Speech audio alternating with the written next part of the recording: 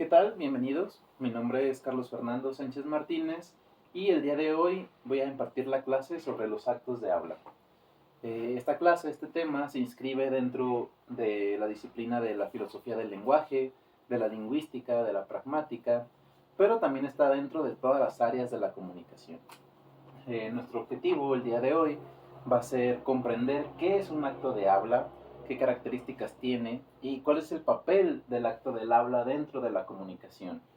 Vamos a conocer un poquito los aspectos que hay dentro del acto de habla y bueno, primero me gustaría hablar como de los conceptos que vamos a manejar el día de hoy. Entre ellos vamos a hablar del acto del habla, del acto locutivo, ilocutivo, del perlocutivo, del emisor, del destinatario y del mensaje. Quizás hayan ya visto algunos de estos conceptos en algunas otras clases, en su formación, pero me gustaría aclararlos quizás algunos de ellos para poder estar todos en sintonía. También vamos a ver cuál es el papel del acto del habla dentro de los textos y me gustaría que pensáramos en texto como cualquier tipo de emisión, de cualquier tipo de mensaje que, que haga una persona hacia otra persona, ¿no?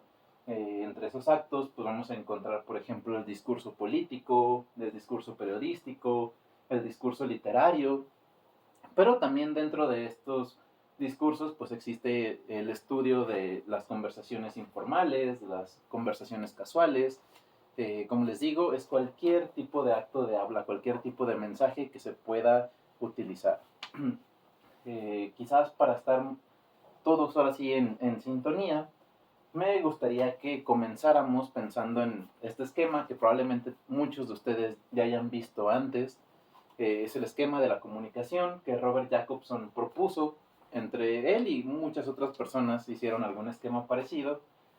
Y el esquema se trata básicamente de cómo un emisor va a hacer un mensaje dirigido y hecho para un receptor o un destinatario y pues va a utilizar un código que va a ser el lenguaje, usualmente el español, algún canal como puede ser la conversación cara a cara, puede ser a través de cartas, de libros y con un contexto específico, ¿no? Este contexto quiere decir el lugar en el que ocurre esa comunicación, pero también los conocimientos que tiene el emisor, sus intenciones, sus deseos y de la misma manera del receptor. Estudiar cada uno de estos puntos pues nos llevaría realmente muchas clases, estudiarlos a fondo cada uno de estos papeles. Entonces me gustaría que el día de hoy nos centráramos principalmente en el emisor, en el mensaje y en el receptor. Van a ser como nuestros puntos de partida. Me gustaría entonces que habláramos un poco de ellos. Por un lado tenemos el emisor. Yo sé que quizás parece medio evidente que es un emisor, pero me gustaría que todos partiéramos de lo mismo y definiéramos estos personajes, ¿no? Para comenzar, el emisor es la persona, y me gusta aclarar esto, o sea, es muy importante que es una persona real que va a producir una expresión lingüística, ¿no? Va a hacer un mensaje en algún momento dado. Y esta persona, como cualquier persona real, pues va a tener conocimientos, va a tener deseos, va a tener actitudes, va a tener valores, va a tener intenciones, etcétera, ¿no?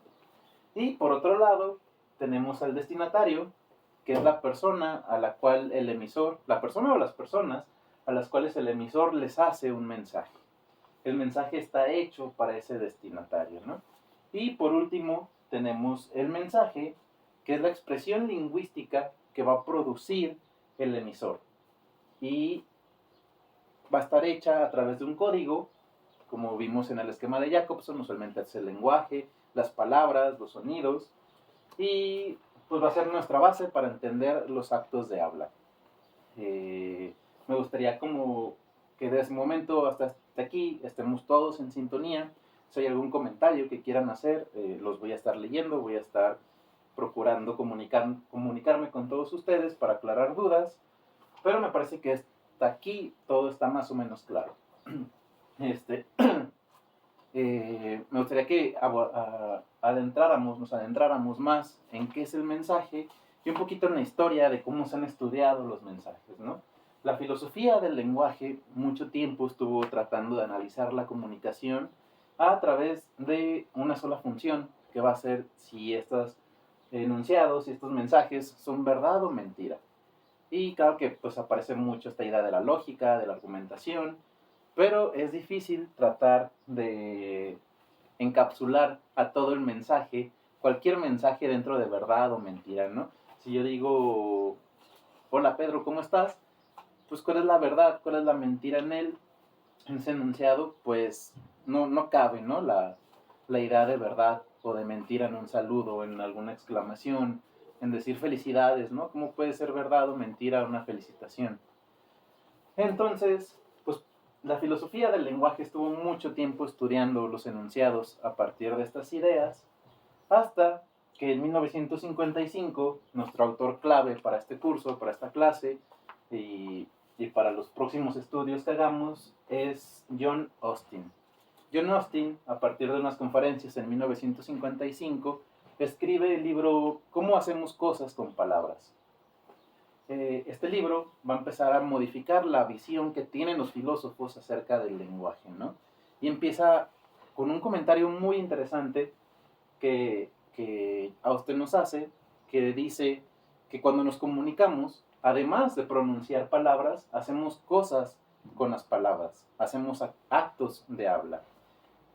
Con esto decimos que, por ejemplo, podemos felicitar a alguien, podemos amenazar a alguien, podemos jurar cosas, podemos prometerlas, podemos contar historias, podemos felicitar a otros. Y estas cosas solamente las podemos hacer a través del lenguaje. Solamente hablándolas, una persona puede amenazar a otra, ¿no? Entonces, Austin se da cuenta de que las cosas se pueden hacer a través de las palabras, ¿no? Que no solamente son verdad o mentira, sino de que hay acciones propias de las palabras.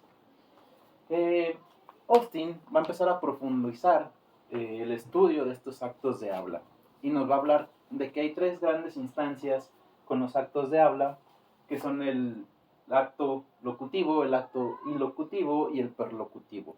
Voy a tratar como de aclarar qué son estos momentos dentro de un acto de habla para que quede todo más claro, ¿vale? El acto locutivo, dice Austin, es la pronunciación de las palabras, no es el hecho de decir, de pronunciar algo, de hablar. Básicamente es decir algo. Por otro lado, el acto ilocutivo es la acción intencionada que realizamos al decir algo, ¿no? Como felicitar. La acción de felicitar es el acto ilocutivo de decir felicidades. Y el acto perlocutivo es el efecto que causa en el destinatario este acto de habla, ¿no? Que puede ser que la persona se sienta feliz, que se sienta agradecida, que se sienta honrada, muchos tipos de cosas, ¿no? Vamos a ver algún ejemplo. Por ejemplo, quieres tomar un café, ¿no? Quieres tomar un café, el acto locutivo sería la pronunciación de las palabras, es decir, quieres tomar un café. El acto ilocutivo es la invitación que el emisor está haciendo a un destinatario para tomarse un café. Y el acto perlocutivo sería la posibilidad de que la otra persona acepte o no ese café, ¿no?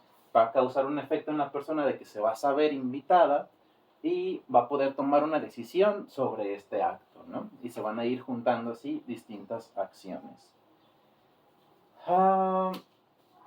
Vamos a también notar cómo los actos de habla pues ocurren varias veces en los mensajes. No solamente hacemos un solo acto de habla, como en este caso, que es muy sencilla la oración, quieres invitar a un café, pero usualmente decimos cosas como, hola Juan, ¿cómo estás? ¿Quieres ir al cine? Aquí ocurre algo bastante interesante, que es que hay distintos actos de habla durante el enunciado, ¿no? Podemos decir, hola Juan, que funciona como un saludo, funciona como una cordialidad, el cómo estás, es una petición de información acerca del estado del receptor. Y finalmente, quieres ir al cine.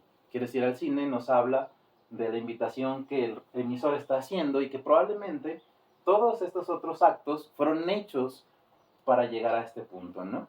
Hay una concordancia, hay una congruencia entre actos y me gustaría como dejar claro que siempre los textos, sean un discurso político, sean un libro de literatura, sea una conversación, pues va existiendo cierta congruencia y cierto gran acto que los engloba a todos, ¿no? Siempre queremos llegar a algo, siempre tenemos una intención detrás de muchos actos como, hola Juan, ¿cómo estás? ¿Quieres ir al cine? ¿No?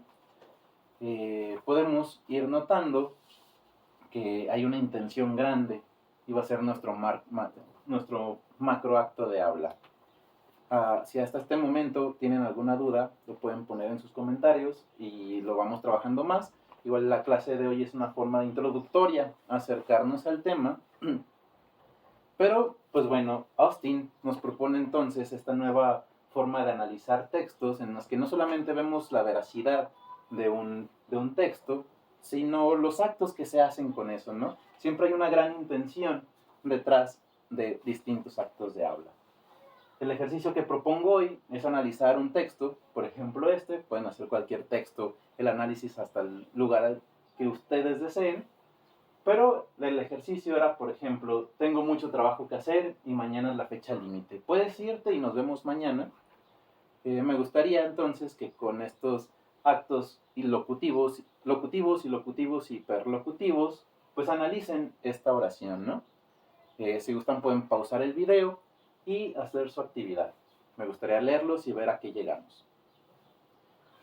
Una vez que terminen su análisis y ya como continuación, podemos notar, quizás de forma global, quizás entre todos hayamos visto, que existen dos grandes actos de habla en este momento. Uno es tengo mucho trabajo que hacer y mañana es la fecha límite, y el otro es puedes irte y nos vemos después. El tengo mucho trabajo que hacer es una descripción del estado en el que me encuentro, que se la estoy haciendo saber a un destinatario para decirle puedes irte y nos vemos después, que este último acto va a ser una petición hacia otra persona, ¿no? Quizás llegaron a notar que el acto locutivo de puedes irte y nos vemos después podría ser una pregunta como muy lógica de si tienes la capacidad de irte y de vernos después, pero realmente el acto ilocutivo tiene esta intención de que la otra persona se aleje y nos deje trabajar, ¿no? Vamos a seguir viendo durante el curso cómo un acto ilocutivo puede no ser realmente tan congruente o tener una relación tan clara con el acto locutivo, ¿no? Con las palabras que están ahí. Todo este trabajo será trabajo de la lingüística, de la pragmática, de estudiar y lo vamos a ir viendo poco a poco durante la clase y durante el curso. Entonces, podemos ver a través de un ejercicio como este que el lenguaje es una herramienta para realizar distintos tipos de actos.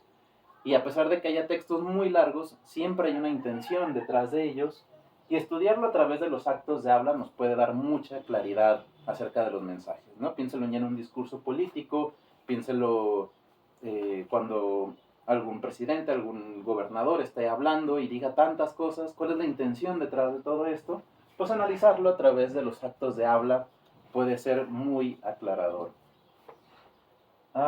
Finalmente, la clase de hoy, por corta que fue, pues es un aproximamiento a la teoría de John Austin, el creador de Cómo hacemos cosas con palabras, y de John Searle, que va a estudiar más a fondo los actos ilocutivos, ¿no? Como no existe a veces, o como es más difusa esta relación entre el acto locutivo y el acto ilocutivo, lo que decimos y qué queremos con esas cosas que decimos, ¿no? Seguiremos trabajando estos autores. Vamos a ir viendo las implicaciones también que hay que no haya concordancia entre un acto ilocutivo y qué papel juega todo esto en cosas como la cortesía, los albures incluso, el discurso político, el discurso literario, pueden ser temas de estudio muy, muy interesantes. Al mismo tiempo, también es una introducción a la pragmática, a los estudios del acto de habla y a los papeles del emisor, del destinatario, el mensaje, el contexto, toda la esquema que vimos de Robert Jacobson podría ser una invitación a que lo sigamos estudiando con más fondo, ¿no? Finalmente, es una invitación a adentrarse a la disciplina de la pragmática y a seguir leyendo a estos autores. Muchas gracias, ojalá hayan disfrutado mucho de la clase y cualquier comentario que tengan, cualquier pregunta, los estoy leyendo en la sección de comentarios. Gracias.